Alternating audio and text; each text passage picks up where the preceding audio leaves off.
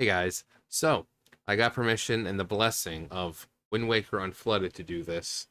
Really, really cool channel. What they're trying to accomplish here, it's no easy task. So kudos for driving yourself insane for the for the pleasure of other people. Because I'm sure you rack your brain trying to get some of this stuff done, trying to think of what it looks like, the feel of it, the aesthetic of it. Um, the logic of it, lore wise, so I can only imagine. I'm sure you're a busy person, and you're taking the time to do this not only for yourself as a fan, but other fans as well. Myself, I've been a fan of the franchise. I'm so old. I was a fan of the franchise before it even existed. no, um, no, I've been a fan. We had the original Nintendo, and we had the original Zelda, and I loved it. I had the handhelds. Um, when Ocarina of Time came out, I think a lot of people, that's when we saw we truly had something special because even nowadays, people were already trying to copy what Legend of Zelda, the original, had done. And then we have Ocarina of Time come out, and same thing, you have so many games that came out trying to mimic what it had done, and so many have tried, and yet so many have failed because there was something truly special about Zelda taking that step into 3D and doing it well. Even now, yeah, it looks a little dated at some points, but it still holds up as a really good game. Is it a masterpiece? I really wouldn't call it a masterpiece, but it's a really good game, and it really has a lot to be proud of. And then we have the GameCube coming out. And, not coming out, but I'm saying back then, we were having the GameCube coming out, and we Wind Waker, and we get to visit this Hyrule that is flooded. That the goddesses, you know, Ganondorf comes back. There's no Link. Link's been sent back to his childhood, so he's back in his original timeline. And the goddesses, despite the fact that they could have just taken Ganondorf out, feel the need to flood Hyrule. And everything the light touches is Hyrule's mountaintops. So all the islands, those are the mountaintops of Hyrule. And it's crazy. And to think that there's Hyrule underneath these waves.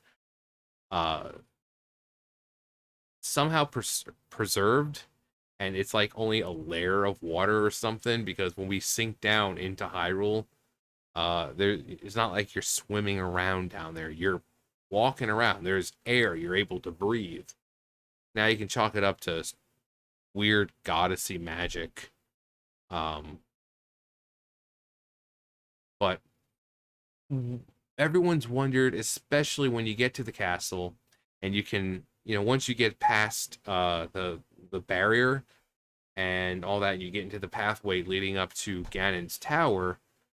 If you use codes to kind of jump out, or you just normal, there's actually a really, really easy glitch you can do to get yourself out of bounds. You'll find that a lot of the stuff in that area around it is solid. The grass and everything. There's ruins that they've put out there. Some stuff that you wouldn't even see because Link's on the ground. And these things are, the pathways, pretty high up. So these are things you never really see, and yet it's there. So, but then you have stuff like this. So you're in the castle, and then you have this entire river that goes down.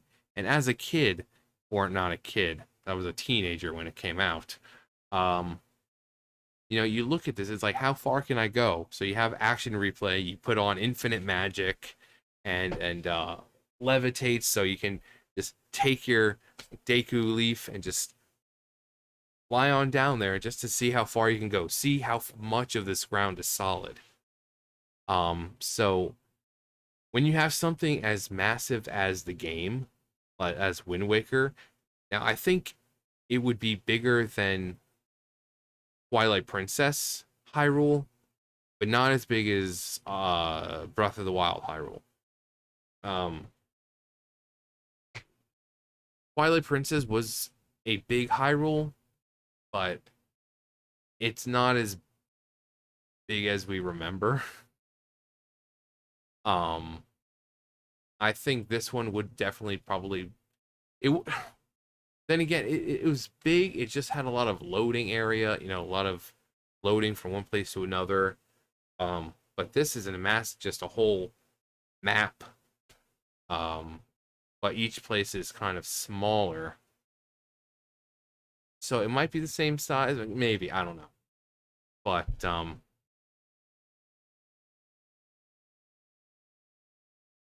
so this one, I think this was the one I commented on. Yeah. So he's trying to unflood Hyrule to where you can basically play the game but unflooded.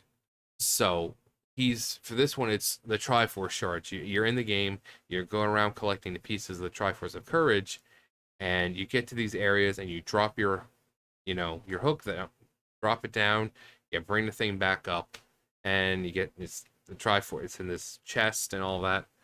Um, a little critique because some of them I noticed. So you've got them like under these cliffs, and it's not lore problem, but logically there'd be no way for a hook to drop down through the top of one of these if it's like tucked into a cave, a little out, where it's just sitting there because the thing goes down. It just goes straight down. It doesn't go down and be like, oh, and all around. It's just going straight down.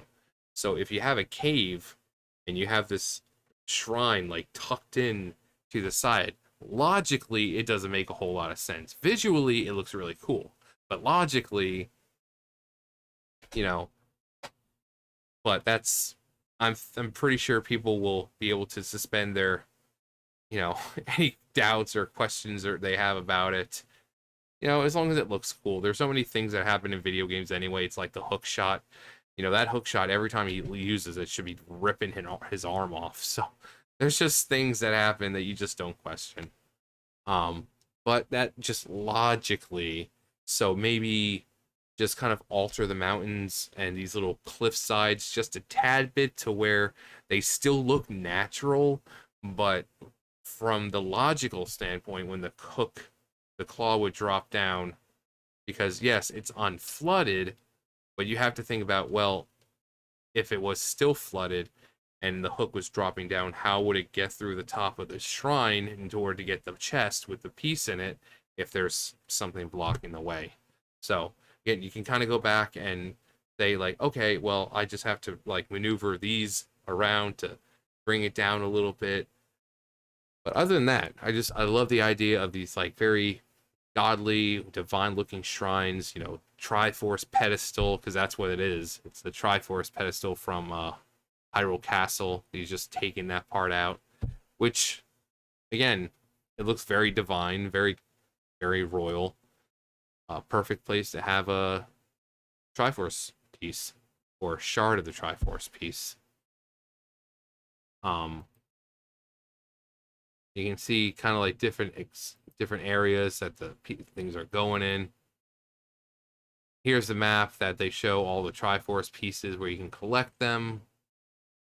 But yeah, I love the idea of not just having a chest there, but having like a shrine. Of course, the whole idea of those being there in the first place is stupid for me to. But then again, the first game you were going around collecting Triforce pieces that were just scattered about, and they were just in dungeons. So, and it's not this person. I'm talking about Nintendo. Like, why you're going around the ocean dropping a hook down to collect Triforce pieces? Why are there Triforce pieces down there in the first place? Even if it was broken and scattered, why are they just like lying in a chest somewhere? You know, but it's the Triforce and it's meant for the hero, and uh, I just thought it was weird. Same thing with the first time around. Instead of breaking the Triforce in different pieces, just hide it completely. But there's that. Um, Kakariko I saw and I really, really like. I really love the Kakariko thing going on. Actually, go ahead and uh, let's see. We get a yeah.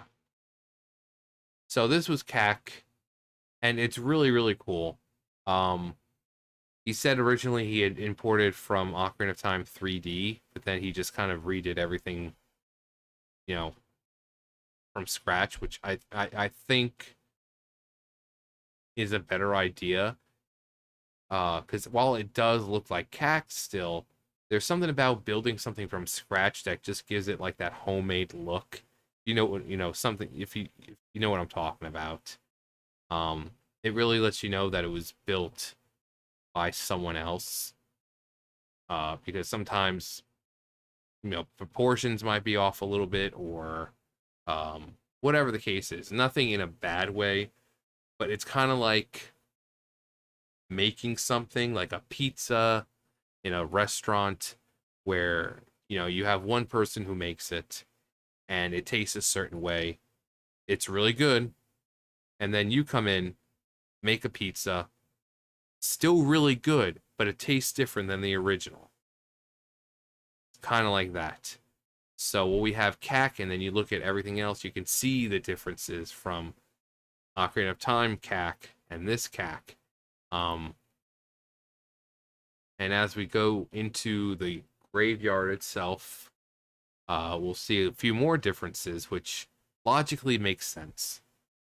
So here we are in the graveyard itself. You'll notice a little bit of difference. It's a little less room this time, but Dompe's hut would normally be there. Well, this is the child. This isn't the child timeline where he's alive. By the time we get there as an adult, he's dead. So for Dompe's hut to still be there really wouldn't make a whole lot of sense. Although it's kind of weird that after Dompe dies, there's no one else tending to any of the graves or taking care of the graveyard. It's like, oh, Dompe's gone. It's just whatever. Um, Now I'm assuming this is just, obviously it's work in progress. Uh, but so we've got a nice overshot. I love the fact that it's still over the graveyard. But then we have like this spiraling type thing going on, which I love.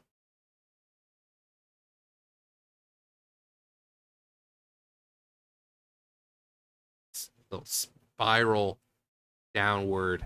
And remember, this is the Shadow Temple. So, and then we get right here, and I don't know if this is just aesthetic for now, but kind of like in Ocarina of Time, this area obviously should be dark.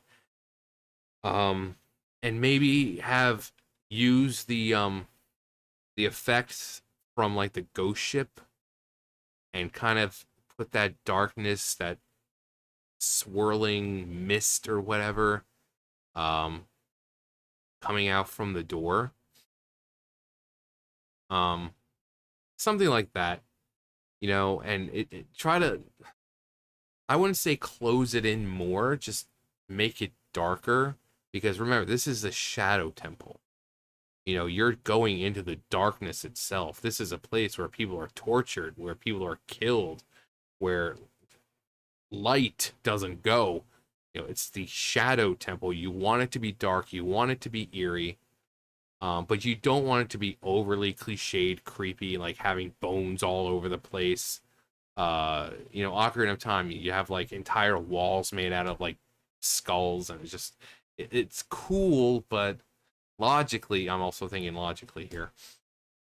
Um, but sometimes you can get creepiness across without having skulls and creepy things all over the place. The mist coming out and having the mist, like if this is the door and it's open, just having it right in this area, so that way you can keep the door, on top of it, and the effect will still be there. Maybe putting it around this area, just a tad bit, because I'm pretty sure you can kind of raise and lower the amount of the effects, the particles, and all that to a certain degree. And I don't know if you could do this. It would require having a re-dead somewhere, like probably out of bounds around here. But getting close to the temple itself, and then having a re-dead scream, and then looking around, thinking that maybe is there a re-dead behind one of the columns, and then you see that there's nothing there. There's nothing there. As you head into the darkness itself, you hear a re-dead scream. You're thinking there's one behind you that, maybe it's behind one of the columns, and you realize there's nothing there. I mean, that would really set the mood that you're about to go into darkness itself. Um, but again, a top over here would definitely, add more effect. Um, Kind of like it seems like over here, you don't want it too closed in, but you also don't want it too open because again, it's the Shadow Temple, and I think that the Shadow Temple should be kind of closed off, but not to a huge extent. I know for me, I know what I'm trying to say, but hopefully, as the person who's making this, you kind of understand where I'm coming from. Um, but yeah, I love that idea of that spiral downwards. You're spiraling down into the darkness. Again, if you could add that effect from, I think it's the ghost ship, either the mist that's whatever's on the outside, and kind of lay it down here, or like that weird mist that they have on the ship itself. Same thing, you can add it out there. And again, the re-dead, having it close enough under to where when you get close it triggers, being able to get close to that door, and it just only has, it would have to be positioned to where it only happens once before you go in. Or each time you go in it happens. Because you don't want to be trying to go in and like every time you just that every time it just keeps you. No, it's like it happens just before you hit the loading area. Enough time to kind of look around like, wait, did I miss? And then as you try to go back in, it triggers again, but not to where it won't let you progress further because you keep getting feared, essentially. Um, I think that would be really, really, really cool. Um, Stonewatcher Island. Hey, Stonewatcher Island. Pyramid in Wind Waker. You know, Nintendo has a habit of taking giant deserts and not doing anything with them. Look at Breath of the Wild. They have a lot of desert, not a lot going on in it. I understand it's a desert, so we can clearly see, Gerudo Town. So Karakara Bazaar, same thing. It's not huge, but Nintendo and a lot of games do this, where you have a desert and there's just nothing there. You have a race of people who are capable of surviving in deserts, and yet you go through this desert and it's just nothing. There's nothing there. There's so much nothing. So having a pyramid, and up here you having the Arbiter's Grounds, having stuff, making the world feel not so empty, especially when you know for a fact that there are a great race of people who live in the desert. Especially since it takes place 100 years after, uh, the adult timeline. We know the Gerudo exist, so there should be something in that desert. And Arbiter's Ground is great because Arbiter's Ground existed way before. Arbiter's Ground is in both timelines, technically. And in Ocarina of Time, theoretically it's there, it's just we never see it because at that time it just wasn't thought of. But lore-wise, it's been there. Uh, so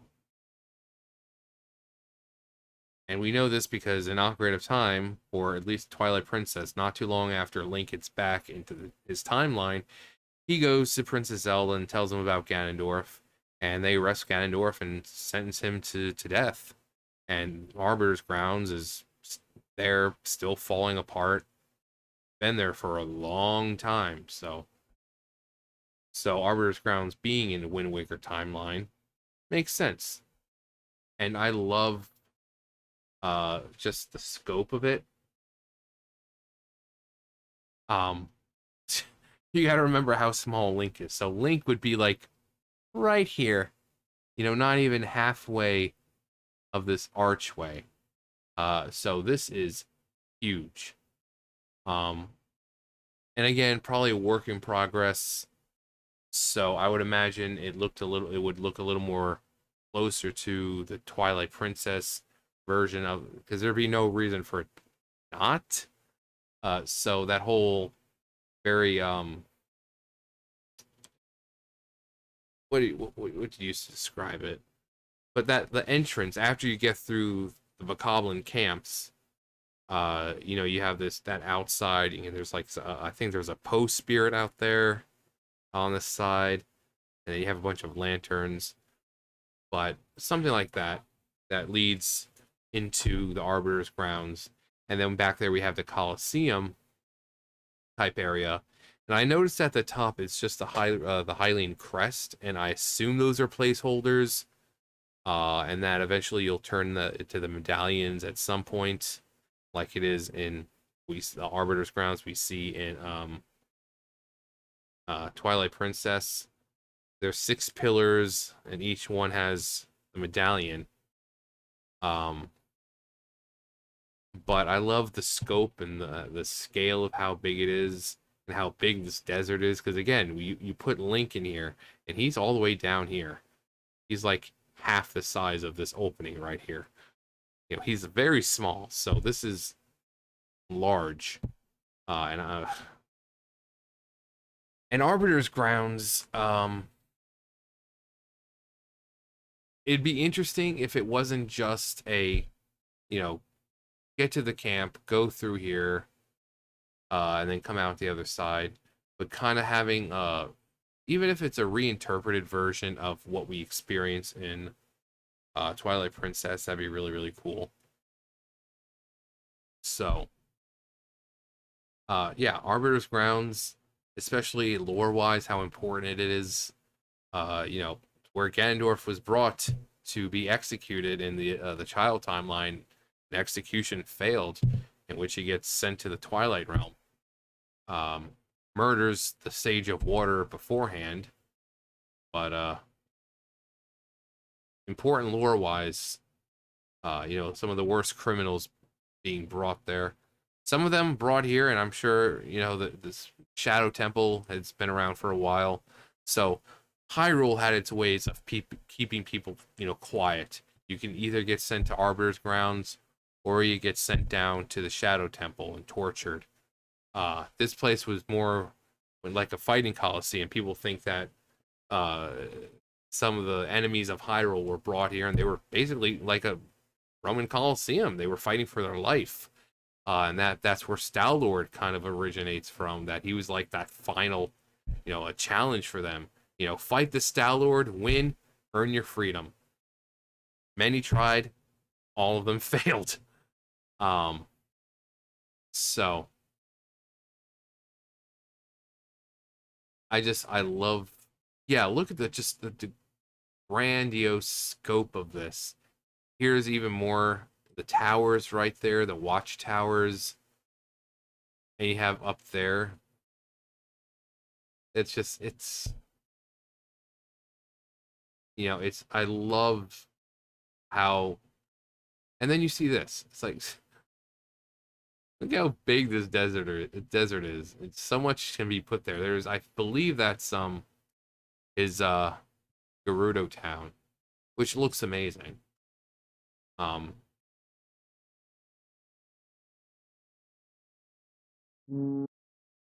it's just Lake Hylia, um, Breath of the Wild's Kakariko. It's really cool what he's doing, and I really hope that this is a project that comes to fruition because I've been around for so long. I've seen so many Zelda projects get started and none of them finish.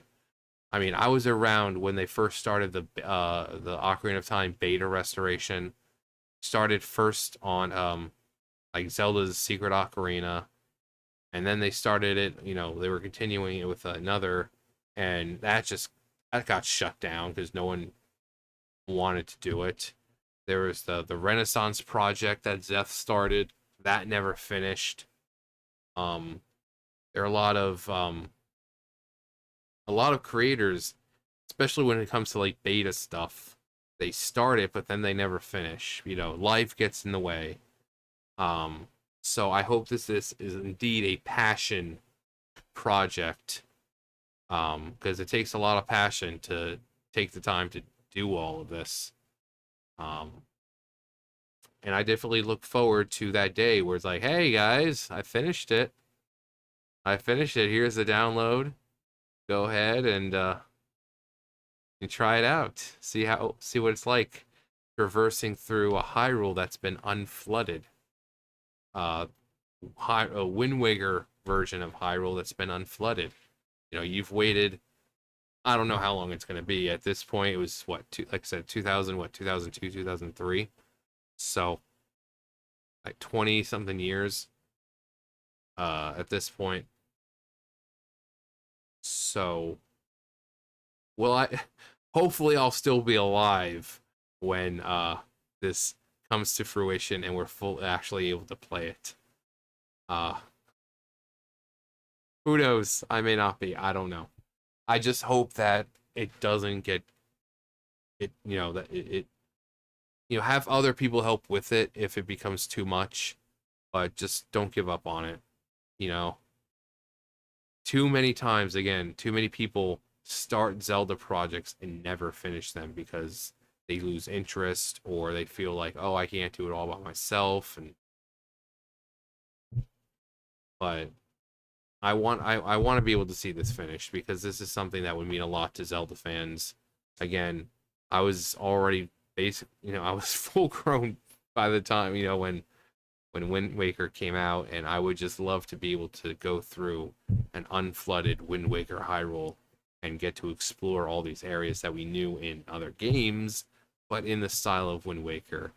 Have like a new story where we're actually going through and playing and going to these shrines and collecting pieces of the Triforce. Um, I would really love to see it happen. So,